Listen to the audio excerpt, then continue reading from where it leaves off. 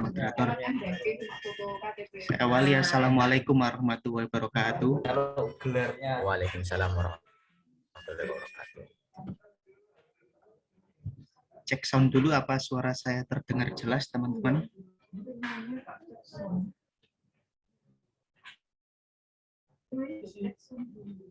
Oke. Alhamdulillahirrahmanirrahim. Wassalatu wassalamu ala asyrofil anbiya'i wal mursalin Sayyidina wa maulana Muhammadin wa ala alihi wa sahbihi ajma'in, amma ba'du. Yang saya hormati Bapak Kukuh Winarso selaku Kaprodi Teknik Mesin dan Teknik Industri ya. Kemudian yang sangat saya hormati Bapak Dr. Sabarudin Ahmad selaku Koordinator Teknik Industri Universitas Trunojoyo Madura, dan seluruh dosen teknik industri yang sangat saya hormati. Jadi ini sedikit nostalgia ini, karena saya juga alumni dari teknik industri ya, Universitas Trunojoyo Madura.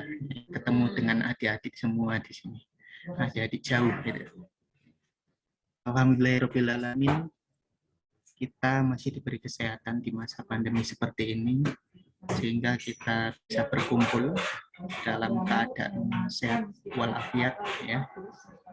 Meskipun tidak bertemu secara tatap muka, akan tetapi dengan adanya perkembangan teknologi kita bisa bertemu secara daring seperti ini. Tak lupa salawat serta salam kita aturkan kepada junjungan kita Nabi besar Muhammad SAW, yang mana atas bimbingan beliau kita sampai di sini, yaitu dinul Islam. Baik, menyambung dari dua pertemuan yang disampaikan oleh Pak Wasiur dan Pak Jupri kemarin. Kalau yang mengikuti dua les tersebut, insya Allah nanti akan berkesinambungan. Jadi mereka yang bagian teknisnya, lah saya bagian motivasinya, istilahnya seperti itu. Jadi kebetulan kita bertiga itu berada di tim ya, tim Hibah MBKM Teknik Industri di Universitas Muhammadiyah Gresik. Ya. Jadi kita bertiga ini anggotanya ya. Kebetulan saya berada di bagian bendaharanya. Oke. Jadi nanti akan bisa sedikit sharing terkait dari persiapan-persiapan tentunya sangu yang diberikan ke mahasiswa gitu. Dan ini tentunya bisa dijadikan patokan umum juga untuk teman-teman gitu. Jadi nggak hanya khusus untuk mahasiswa saya yang ada di sini, tapi bisa untuk teman-teman yang ada di sana gitu. Memang ya, karena keilmuannya adalah sama di teknik industri gitu. Oke, izin share screen ya. Silakan. Ya, saya dapat bagian materi pengembangan potensi diri untuk berinovasi dalam merespon program MBKM. Ya, program MBKM sendiri ini merupakan program baru ya teman-teman.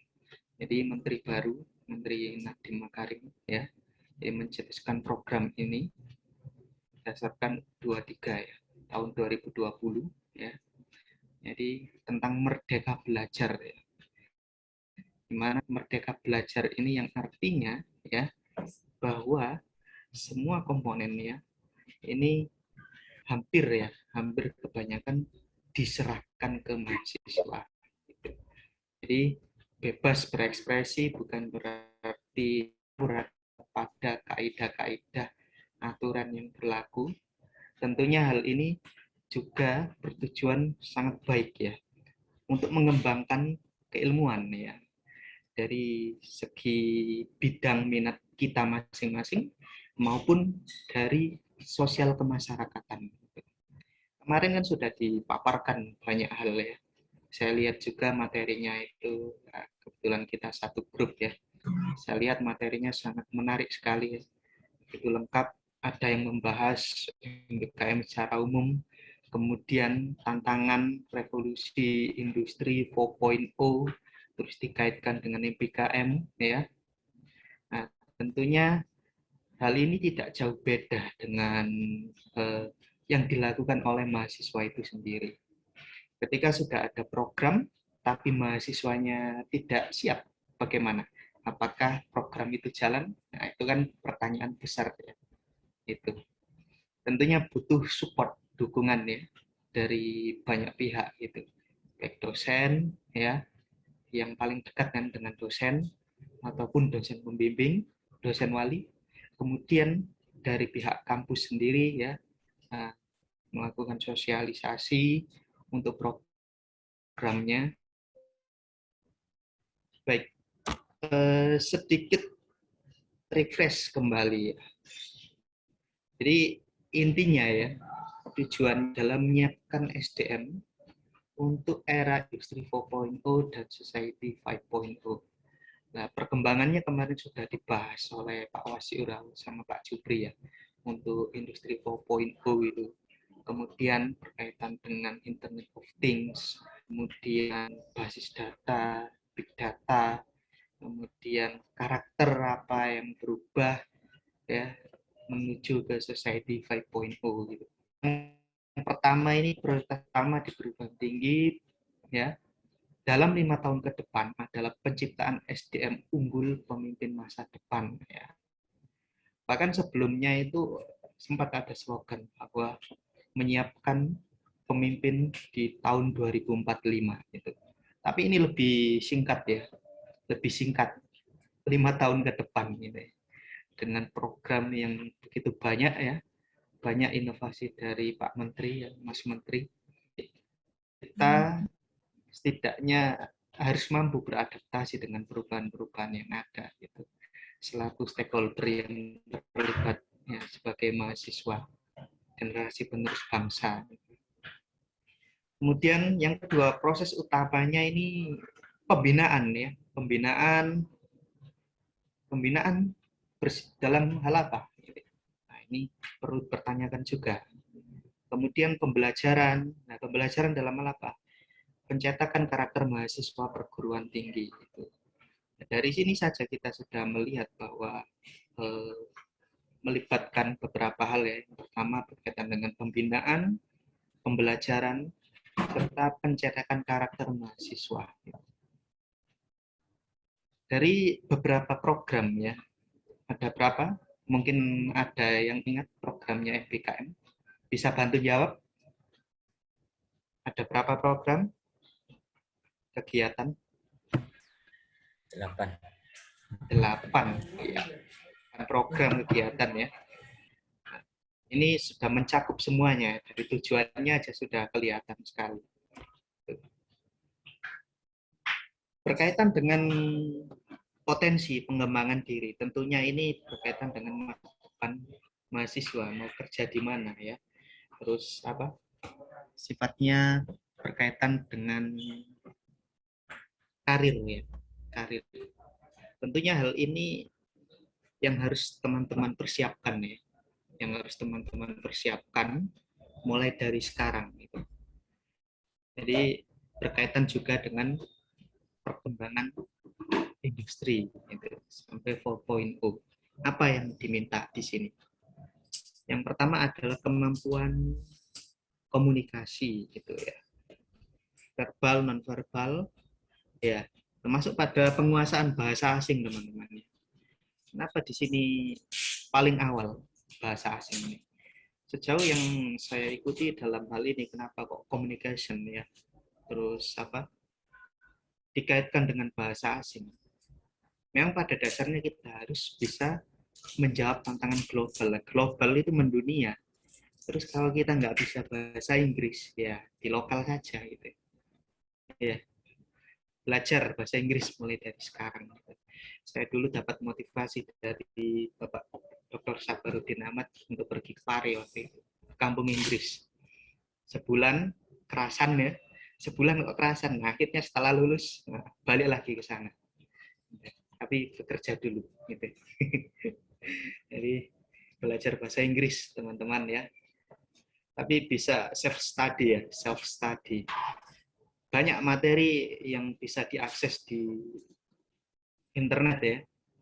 YouTube, Google, atau bahkan buku-buku cetak ya.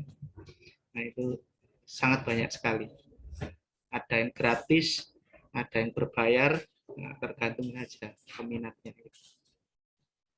Kemudian kemampuan collaboration. Collaboration. Collaboration ini mesti ada kaitannya dengan tim ya. Kerjasama tim, berorganisasi. Teman-teman kalau belum ikut berorganisasi silakan ikut berorganisasi ya. Tidak harus di kampus, bisa di luar gitu. Jadi Karang Taruna di desa atau bahkan ikut kegiatan eksternal kampus, nah, itu termasuk dalam organisasi. Terus terlibat dalam kegiatan acara, nah itu termasuk collaboration ya. Gimana tidak terpenting di mana posisi teman-teman, apakah itu ketua, apakah itu sekretaris, bendara, anggota, tapi yang terpenting adalah tahu terhadap job desk-nya masing-masing dan tanggung jawabnya. Oke, seperti itu. Kemudian creative thinking. Nah, creative thinking, berpikir secara kreatif. Gimana caranya kita membangun creative thinking ini ya? Banyak ya caranya, termasuk kita dihadapkan pada studi-studi kasus ya. Terus kita mencari ide, bisa sharing dengan teman ya, teman atau bahkan senior kita yang sudah sukses misalnya berdasarkan indikator kita. Kemudian kita bisa melihat dari beberapa media yang sudah ada ya, platform-platform yang sudah ada, misalnya YouTube kayak gitu. Jadi banyak sekali ini. Mulai dari motivational ya, terus dari skill sendiri, gimana caranya, how to make, how to prepare, dan lain sebagainya. Nah, itu sangat lengkap sekali. Kemudian computation logic-nya ini kita sangat bersyukur sekali berada di teknik industri ya. Kita mempelajari ini, computation logic ini. Kemudian compassion. Compassion ini sedikit ke arah yang agak soft ya. Cultural appreciation. Nah, cultural appreciation ini biasanya didapatkan oleh teman-teman ketika teman-teman ikut organisasi itu. Jadi misalnya juga kegiatan sosial di masyarakat, kemudian ikut exchange student dan lain sebagainya. Nah, ini didapat di sini. Dan untuk saat ini sangat banyak sekali kegiatan exchange student itu ya. Jadi dari lokal maupun internasional itu semuanya ada gitu. Seperti yang saya dapatkan dulu di tahun 2018, yaitu student exchange dengan Thammasat University di Thailand sama di Duke University Turki. Ya, jadi di Thammasat University selama 6 bulan, di Turki selama 6 bulan juga, sekitar 5 sampai 6 bulan. Nah, itu termasuk international exchange student. Kemudian emotional intelligence, ya, emotional intelligence ini berkaitan dengan pengembangan emosi diri. Gitu. Ini dari bersifat keagamaan. Caranya teman-teman melakukan self healing ya. Self healing itu adalah pengontrolan diri. Dimana ketika sudah mendapatkan stres, tugas banyak sekali dengan permasalahan yang ada, terus teman-teman merasa stres itu karena setiap orang ada cara pengembaliannya itu untuk keadaan recovery-nya itu berbeda. Kemudian psychological wellness ya, psychological wellness. Nah, ini juga kita pelajari ya di teknik industri.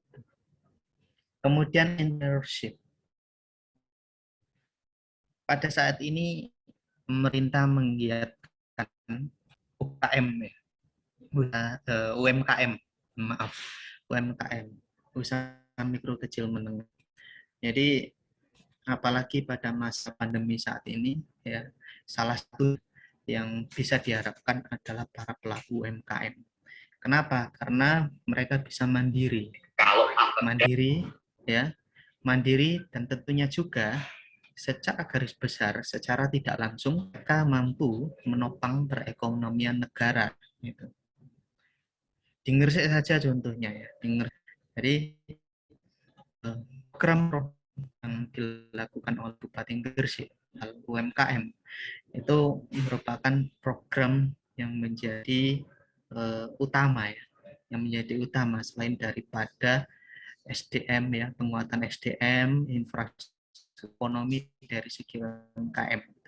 Kemarin saja baru ini ada kegiatan apa proses legalitas fasilitasi secara free. Kemudian ada kegiatan pengembangan dari sisi digital marketing. Karena ini kan sudah masanya internet. Nah, itu. Kemarin juga sempat kayaknya disinggung itu. Di PPT-nya ada itu ya. Dari digital marketing yang awalnya dari manual ya, konvensional menjadi based on internet itu. Oke, kemudian ada global outlook. Apa dimaksud dengan global outlook ini? Ya, global outlook adalah kemampuan seorang mahasiswa harus bisa membaca ya kabar terkini dari dunia itu. Maksudnya apa sih? Jadi tidak perlu terlalu luas ya. Jadi mungkin di sisi bidangnya masing-masing saja lah itu. Misalnya dari bidangnya teknik industri gitu ya. Kira-kira teknologi di bidang industri saat ini majunya sampai seberapa gitu. Ya, misalnya untuk pengolahan plastik gitu. Sejauh ini pencacahannya masih konvensional. Kemudian proses injection molding.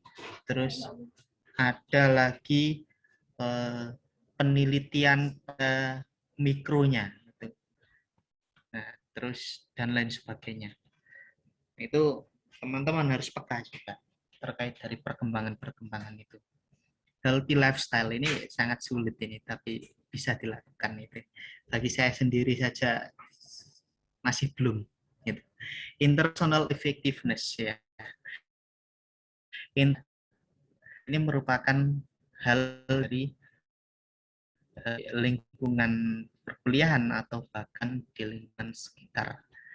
Itu gimana attitude, kemudian cara menyelesaikan masalah secara efektif dan lain sebagainya. Leadership ya, masuk ke leadership. Leadership tidak hanya pada pemimpin suatu organisasi ya. Kita semuanya di sini adalah leader. Leadership itu adalah sifat yang harus dimiliki oleh seorang pemimpin ya. Leadership semuanya adalah pemimpin ya. Semuanya adalah pemimpin bagi diri masing-masing ya, sudah jelas di Al-Quran juga ya, kayak gitu. Kemudian long learning juga ya, mesti teman-teman sudah pernah mendengar bagi yang beragama Muslim ya, lifelong learning, tidak pernah puas dengan apa yang didapat gitu ya. Meskipun kayak gini ya, teman-teman selalu mendengar MBKM, materinya pasti itu saja. Tapi yang menjadi catatan adalah temanya ya udah. Mesti ada sedikit yang berbeda daripada disampaikan dari pemateri sebelumnya.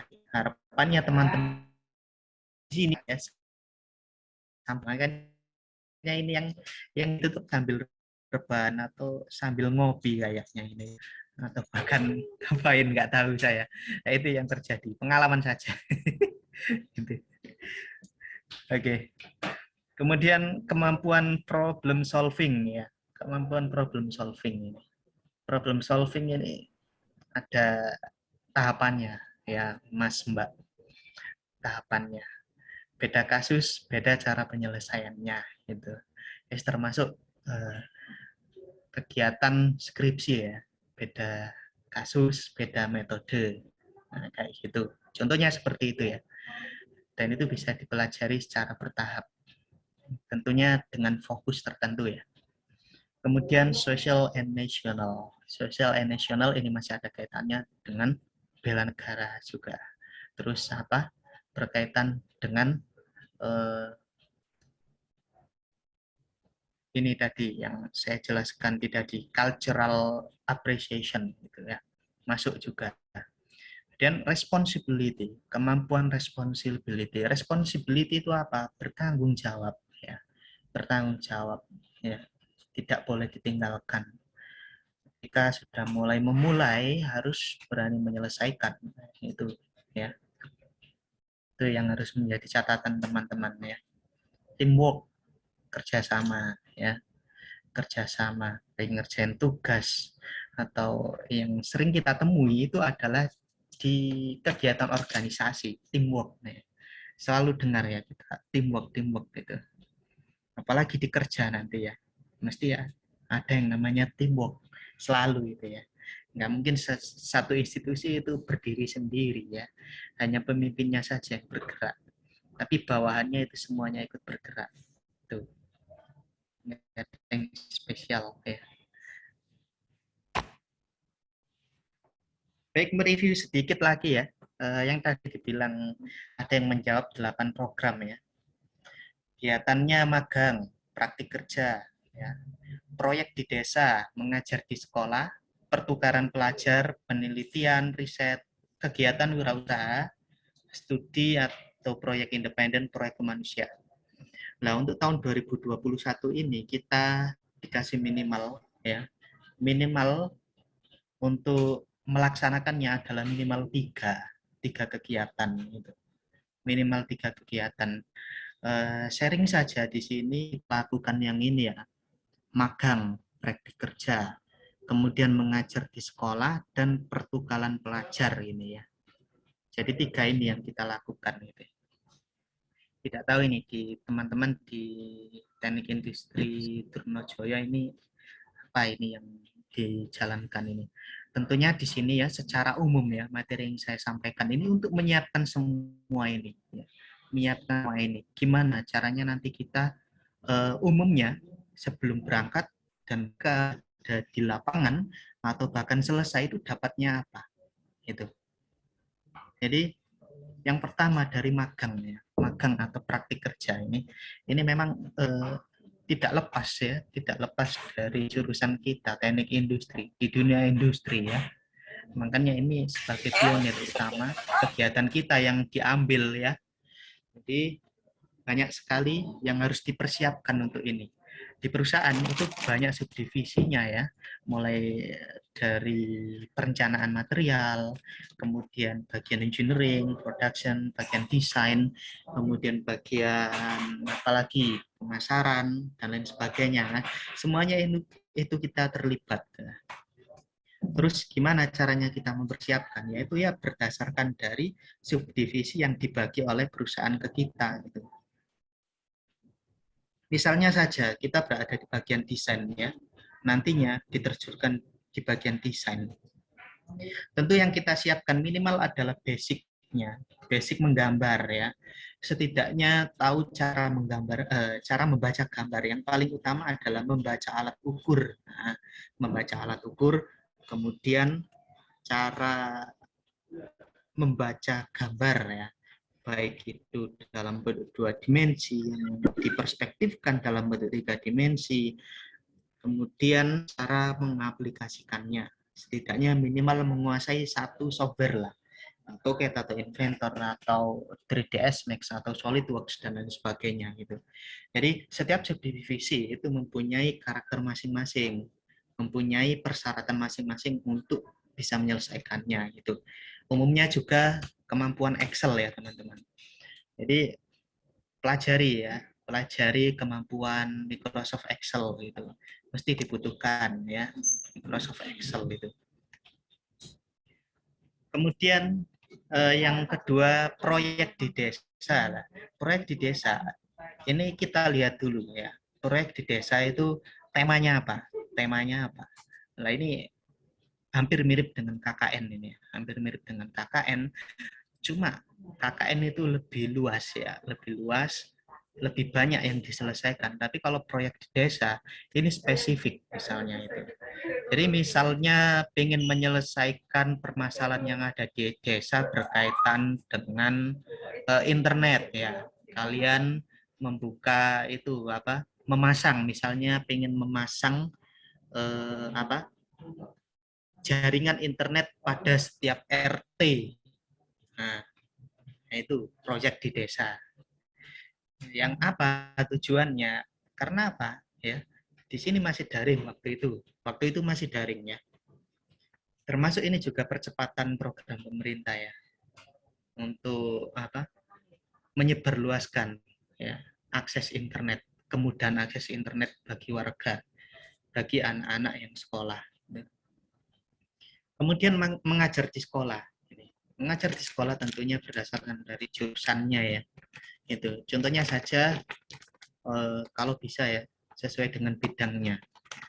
Kalau industri ini luas ya, industri ini luas, bisa di teknik mesin, bisa di teknik elektro, atau bahkan ada SMK sendiri itu jurusannya production control gitu. Seperti halnya yang kita jadikan mitra kerjasama itu di Gresik, di Kebumas itu ya. Ada SMK Kebumas ya, SMK Mambaululum Kebumas. Itu ada jurusan teknik industri SMK-nya ya. Dan banyak juga di tempat-tempat lainnya.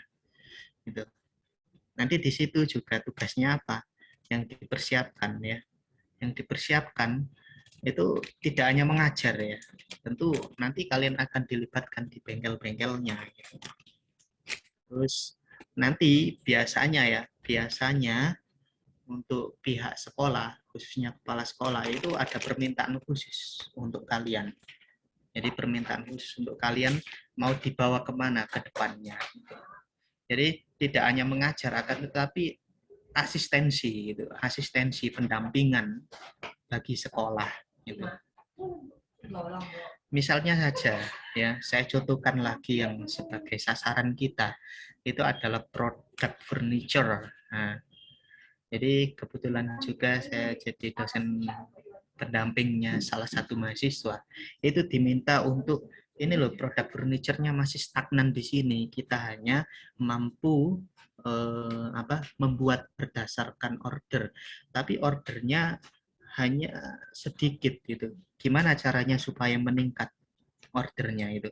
Terus apa yang dilakukan mahasiswa? Nah, kita sarankan aja ke mahasiswanya itu. Gimana kalau kita membuka online platform itu ya. Jadi kita buatkan sosial medianya mulai dari IG, Facebook, kemudian kita coba pasarkan dari platform penjualan online ya, Lazada, Shopee, Tokopedia ya. Kemudian juga tentu yang masih secara tradisional juga masih digunakan yaitu penyebaran pamflet gitu. Terus dari segi bisnisnya, design thinking, nah gitu. Jadi kan awalnya hanya proses membuat saja, hanya proses membuat bahwa ini finishingnya bagus gitu. Tapi tidak ya, kita lihat kebutuhan konsumennya gitu. Jadi kita membuat itu tidak berdasarkan dari menyetop ya, tidak berdasarkan dari keinginan kita sendiri, tapi kita lihat di pasaran waktu itu ya, kita lihat di pasaran apa yang sering dibutuhkan gitu dalam segi bidang furniture umumnya gitu. Terus nanti yang dituju itu siapa saja, nah gitu. Kemudian pertukaran pelajar ya, teman-teman, pertukaran pelajar ini sangat umum sekali ya. Jadi sifatnya lokal maupun internasional ya. Ini tentunya yang berperan penting adalah dari institusi masing-masing mampu menembus mitra siapa di situ. Kita kemarin cuma 2 ya. Dari UMSIDA, Universitas Muhammadiyah Sidoarjo, sama UMM Malang ya. Teknik Industri UMM Malang. Nah, di situ nggak sengaja juga kita bertemu sama alumni kita ya, Mas Danang gitu. Alumni Teknik Industri, lupa tahunnya. Kita bertemu di situ ya. Sempat ngobrol-ngobrol juga. Gitu. Jadi dosen di situ, di dosen UMM kita sempat ketemu. Kemudian di sini apa yang harus dipersiapkan dari sisi pertukaran pelajar? Tentunya ada mata kuliah yang ditawarkan ya, ditawarkan dari masing-masing perguruan tinggi mitra. Gitu. Jadi yang ada di semester ganjil ya, tentu tidak ada di semester genap. Gitu. Jadi dan mata kuliah yang ada di satu institusi dengan institusi lainnya itu peletakannya biasanya berbeda. Kadang ada yang di semester 3, tapi berada di semester 5 yang ada di institusi lain. Begitupun juga sebaliknya, makanya harus dicocokkan. Nah, di situ misalnya sudah ketahuan mata kuliahnya ya, ketahuan apa yang akan dijadikan perkuliahan, tentunya apa yang harus kita persiapkan, yaitu kita harus mampu ya, kita harus mampu menyiapkan diri ya. Misalnya saja kita belajar duluan ya, belajar duluan. Jadi kita bisa mengakses sumber-sumber materi misalnya dari kakak tingkat atau bahkan mencari dari internet dan lain sebagainya. Nah, di situ sangat bermanfaat sekali nanti sehingga terkadang apa ya, view environment ya, atmosfer dari dosen dengan dosen yang ada di institusi kita itu berbeda gitu. Kemudian penelitian atau riset. Nah, penelitian atau riset ini tentunya berdasarkan dari bidang minat teman-teman masing-masing, yaitu berada di teknik industri gitu ya. Nah, itu banyak sekali topik yang bisa diambil gitu. Kemudian kegiatan wirausaha. Kegiatan wirausaha ini tentunya harus ada mitra juga ya, baik UMKM ataupun menengah ya, yang agak besar dikit lah. Sifatnya itu UD ya, gitu. Atau berbentuk CV. Gitu. Tapi kalau kegiatan wirausaha itu UMKM pada umumnya ya, pada umumnya gitu. Kita kolaborasi dengan pemilik usaha. Kita mau ikut mengembangkan atau bahkan kita mau membuat usaha sendiri. Nah, itu diperbolehkan ya. Jadi dari sisi mana kita mau mengembangkan? Misalnya saya contohkan ya. Saya contohkan di Sidayu yang paling terkenal itu adalah produk olahan ikan ya di Gresik, khususnya di Sidayu di tempat saya. Jadi saya aslinya Sidayu. Nah, teman-teman mungkin di sini ada yang dari Sidayu, Gresik. Nah, biasanya ada ya kan mahasiswa Trunojoyo ini dari berbagai daerah ya. Tahu teknik industri ini nyebarnya di mana-mana ini. Tapi biasanya didominan oleh Lamongan. Lamongan, Sidoarjo, Gresik. Oke, ya. Contohnya saja pada olahan ikan ya, olahan ikan. Nah, pada umumnya yang sampai sekarang itu hanya produk mentah ya, produk mentah berupa bonggolan kemudian kerupuk yang langsung di packing dengan plastik kemudian dikasih label fotokopian. Nah, itu yang paling umum gitu. Terus dari sisi mahasiswanya bagaimana yang mau mempersiapkan untuk terjun dengan mitra tersebut? Ya kalian harus mampu membuat ide-ide kreatif ya. Membuat ide-ide kreatif. Jadi banyak hal yang harus dikembangkan ya teman-teman dari sisi kegiatan wirausaha itu. Jadi mulai dari proses pembuatan, mungkin kalian tidak sejauh tahu betul terkait prosesnya, akan tetapi bisa menawarkan cara lain. Kemudian dari sisi pemasaran yang dulunya hanya manual, kalian bisa membuatkan juga platform penjualan online ya. Kemudian apalagi yang paling krusial yang tadi itu adalah saya sebutkan, mereka kebanyakan ya membuat produk mentahan kemudian langsung di packing dalam bentuk plastik biasa. Nah, itu tugas kalian adalah gimana caranya supaya produk kemasan itu bisa menjadi bagus ya, setidaknya layak. Kemudian syukur-syukur nanti bisa ikut membantu proses legalisasi merek, kemudian pangan, BPOM, kemudian legalisasi edar, PIRT ya, dan lain sebagainya. Nah, itu bisa menjadi nilai tambah gitu. Benar-benar bisa real kegiatannya itu. Kemudian studi atau proyek independen. Studi atau proyek independen ini kaitannya dengan itu apa? Riset juga ya. Terus proyek kemanusiaan berarti sosialisasi ya. Terus kita berada di tempat tertentu ya. Berada di tempat tertentu, misalnya berada di yang paling pelosok di tempat kalian di Indonesia, misalnya kalau di Gresik aja masih ada tempat yang butuh perhatian khusus, yaitu Dimbawean ya. Dimbawean. Nah, itu dari sisi apa saja yang bisa dikembangkan gitu.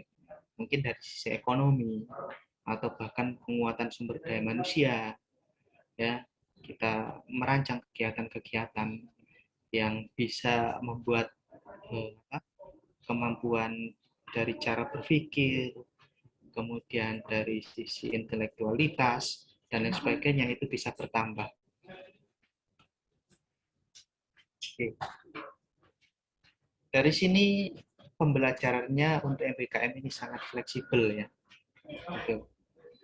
Jadi ada input, proses, output, outcome. Gitu. Teknik industri itu selalu mengenal input, proses, output. Gitu ya. Input, proses, output. Nah, ini kemarin kayaknya sudah dijelaskan oleh Pak Wasiur atau Pak Jupri. Saya skip aja lah. Sekarang masuk inti dari materi ini ya. Berkaitan dengan potensi pengembangan diri. Sekarang saya coba tanya ke teman-teman ini, apa sih potensi diri itu? Mungkin bisa bantu jawab ya. Potensi diri untuk penyiapan kita ya, mempersiapkan menghadapi MBKM ini. Meskipun MBKM sudah berjalan ini, tentunya tidak memungkinkan bahwa program ini akan terus berlanjut ya. Apa yang dimaksud dengan potensi diri?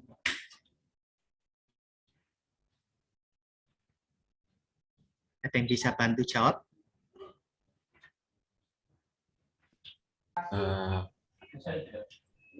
Jawab, Pak. Mungkin siapa ini?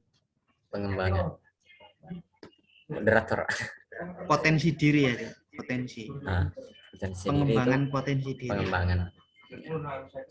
Pengembangan potensi diri itu bisa diartikan apa saja yang kemampuan yang saya miliki, kemampuan apa saja yang saya miliki, itu kita gali lalu kita kembangkan seperti itu, Pak.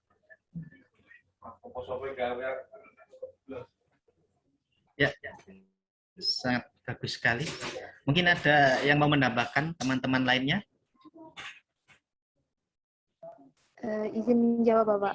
Siapa ini? Sirlia, Bapak. Oh, Mbak Sirlia. Ya. Monggo. Pengembangan. Dari mana ini? Saya dari Jombang, Bapak. Teknik Jombang. Industri Teknik semester industri. 3. Semester 3 masih nanti ikut itu apa MBKM lagi. Jadi bisa dipersiapkan. Iya, Bapak. Ya, gimana? Pengembangan potensi diri itu seperti ketika sebelumnya ketika kita itu kayak hobi gitu, Bapak. misal kita tertarik sama desain, kita kembangkan potensi itu gitu, biar bisa bermanfaat nantinya kayak gitu Bapak. Mungkin seperti itu sih menurut saya. Gitu. Berkaitan dengan pertumbuhan pribadi yang lebih baik, bermanfaat untuk sekitar. Itu yang saya tangkap ya dari Mbak ini ya. Oke, lainnya mungkin satu lagi. Satu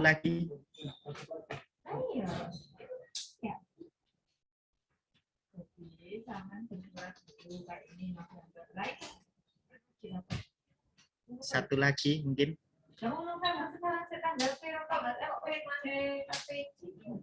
Jadi gini nak, November 2012 Ya, baik ya. Jadi terima kasih atas tanggapan dari Mas Abdil dan Mbak Shirley ya. Itu memang sepakat ya, saya sepakat. Jadi pengembangan potensi diri ini merupakan suatu usaha atau proses yang terus-menerus ke arah personal mastery ya. Jadi penguasaan pribadi. Sehingga apa?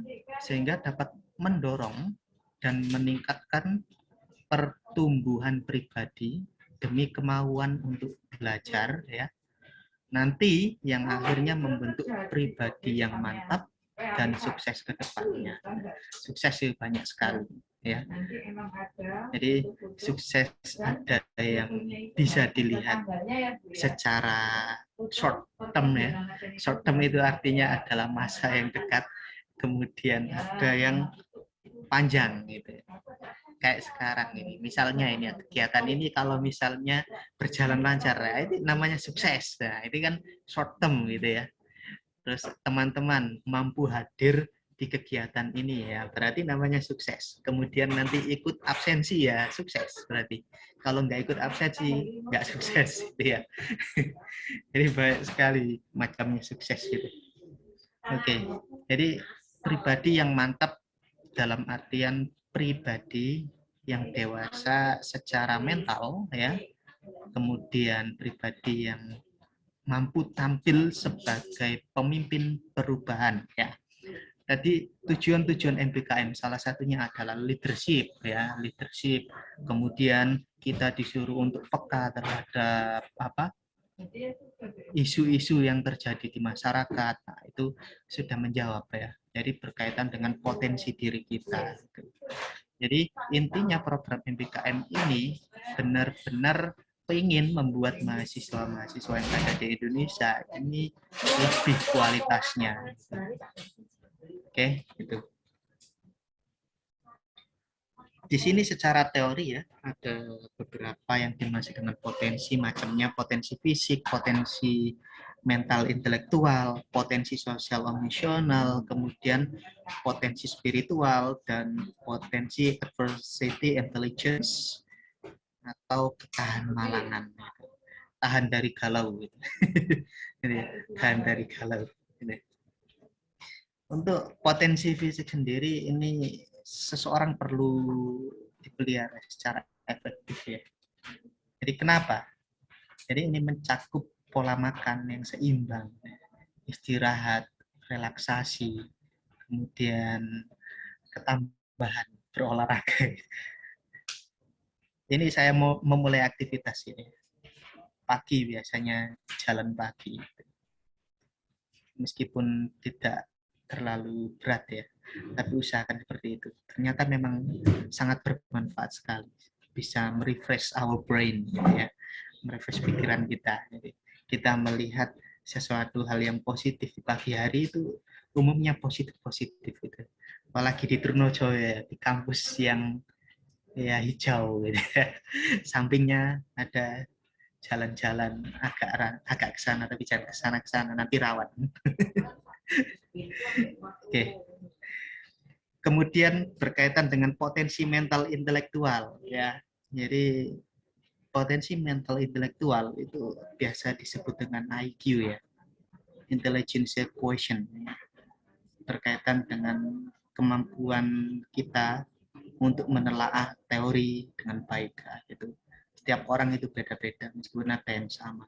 tapi itu bukan menjadi indikator penilaian yang valid, benar-benar valid ya. Itu. Jadi potensi ini berfungsi untuk memecahkan masalah-masalah yang sifatnya kognitif ya. Jadi menganalisis masalah, kemudian membuat perencanaan, atau bahkan dalam hal kepenulisan, nah, seperti itu. Jadi teman-teman ketika mengikuti program MPKM itu ya, mesti di dalamnya ada diminta untuk menyelesaikan tugas itu. Gimana caranya teman-teman supaya bisa menyelesaikan tugas-tugas itu dengan baik? Tentunya berdasarkan dari instruksi pembimbing yang ada di lapangan. Gitu. Kemudian apalagi ini potensi mental emosional ya. Potensi mental emosional ini merupakan kemampuan ya, kemampuan tertentu dalam diri seseorang untuk membaca perasaan dalam hati dan perasaan orang lain yang bekerja sama dengan dirinya. Jadi teman-teman ketika masuk dalam perusahaan ya, ini masuk ke soft skill ya sebenarnya, masuk ke dalam perusahaan ketika menjalankan program MPKM ya, baik itu kegiatan asistensi mengajar, kegiatan terjun di masyarakat, kemudian kegiatan magang, tentu sifat ini tidak boleh diabaikan ya. Jadi ketika temannya mengalami kesulitan ya, kita bantu. Kita bantu gimana caranya menyelesaikan bersamaan. Gitu. Kemudian apalagi ini potensi spiritual. Ternyata kita harus bisa menguasai ini juga. Setidaknya kita tahulah sedikit potensi spiritual ini ya, berkaitan dengan ego kita. Kemudian sadar akan tugas yang diberikan ya. Kemudian cara kita menghormati senior, menghormati atasan, itu masuk ke sini. Kemudian di sini yang terakhir adalah potensi AI or AQ, adversity intelligence, atau ketahanan malangan. Jadi ini untuk mengatasi kesulitan dan untuk bertahan hidup. Nah, tidak mudah menyerah. Jadi tidak mudah menyerah ini ya, yang di garis bawah ini tidak mudah menyerah. Jadi teman-teman ketika mendapat project studi kasus ya, menjalankan program MPKM harus mampu menyelesaikan sampai akhir ya. Ketika ada kesulitan ya tinggal tanya saja gitu, atau bahkan melakukan brainstorming dengan teman-temannya, menyamakan persepsi gitu, ya. Seperti itu. Ya, di sini ada dua yang menjadi poin utama manfaat dari pengembangan potensi diri untuk pemimpin ya. Kita semua pemimpin, jadi digunakan sebagai pilihan alternatif dalam penyelesaian masalah ya. Jadi kita mempertimbangkan banyak hal ya untuk memutuskan satu hal. Kemudian mengembangkan inovasi dan kreativitas agar kepemimpinan dapat dilaksanakan secara efektif ya. Jadi peran teman-teman ya, gimana supaya bisa inovatif dan kreatif. Sudah saya jelaskan di awal, untuk menjadi inovatif dan kreatif itu kita bisa melalui banyak hal ya. Bisa sharing dengan teman lain yang sudah melakukan proyek itu sebelumnya sehingga kita bisa melakukan modifikasi penambahan ya. Kemudian ada juga kita bisa memanfaatkan media yang sudah ada dari YouTube, belajar mandiri ya. Kemudian sering baca studi kasus dan penyelesaiannya. Nah, itu termasuk cara-cara yang bisa membuat kita menjadi pribadi yang inovatif dan kreatif. Oke. Berada di orientasi manakah potensi diri kita? Yang pertama berkaitan dengan tindakan, ide, dan dari proses manusia itu sendiri. Itu. Jadi kalau misalnya kita bicara tindakan, tindakan ini ya, kita bicara di awal dulu, tindakan ini. Jadi kalau tindakan ini berarti berkaitan dengan hasil-hasil pekerjaan, ya, hasil-hasil pekerjaan. Kemudian kita tahu berkaitan dengan tujuan-tujuan dari pekerjaan yang kita kerjakan, kemudian mengetahui terkait performance dari kinerja diri dan kelompok. Nah, itu tindakan masuknya. Kemudian efisiensi dalam bekerja, produktivitas diri dan kelompok, ya. Kemudian adanya umpan balik, adanya umpan balik terhadap perilaku dan hasil karya yang sudah dibuat dan diberikan ke orang lain, gitu ya. Jadi tidak hanya itu juga, ternyata tantangan dalam pekerjaan, ya, itu masuk ke dalam tindakan, ya. Oke. Kemudian proses yang selanjutnya di sini ada proses, ya. Proses ini berisi apa saja, ya? Yang pertama adalah fakta-fakta dan bukti-bukti atau biasa disebut dengan data, gitu ya. Kita berbicara berdasarkan data, kita berargumentasi berdasarkan data, kemudian kita melakukan perbaikan berdasarkan data, ya. Misalnya gini, ada studi kasus, ya, kalian mau komplain kepada misalnya kalian menjadi customer, ya, kemudian customer tersebut komplain kepada penjual, ya, tentu penjual melihat data, gitu ya, melihat data apa sih yang membuat pelanggan komplain, gitu. Mungkin dari produknya yang dikirim itu cacat, atau bahkan kuantitinya tidak sesuai dengan yang dikirim, atau bahkan terjadi error miskomunikasi dengan mitranya dan lain sebagainya. Itu termasuk pada proses, ya. Kemudian harus sabar, berpikir dan bertindak secara positif, ya. Terus sesuai prosedur, teman-teman, ya, sesuai prosedur. Kalian harus mengikuti prosedur, gitu. Kalau misalnya program magang di perusahaan, ya, magang di perusahaan, ya, misalnya secara tidak langsung, ya, kita mengikuti prosedur peraturan yang ada di perusahaan. Misalnya kalian masuknya 3 kali dalam seminggu atau 4 kali dalam seminggu, itu termasuk salah satu prosedur itu. Tidak memungkinkan bahwa dalam memutuskan atau menyelesaikan project based learning atau project lainnya itu harus sesuai prosedur arahan atau yang menjadi standar dari perusahaan itu, yaitu mengikuti prosedur itu. Jadi kita tidak secara acak-acakan, bertindak secara sistematis, ya, seperti itu. Kemudian dari sisi manusianya, orang-orangnya, gimana cara kita berkomunikasi dengan orang lain, nah itu masuk ke manusianya.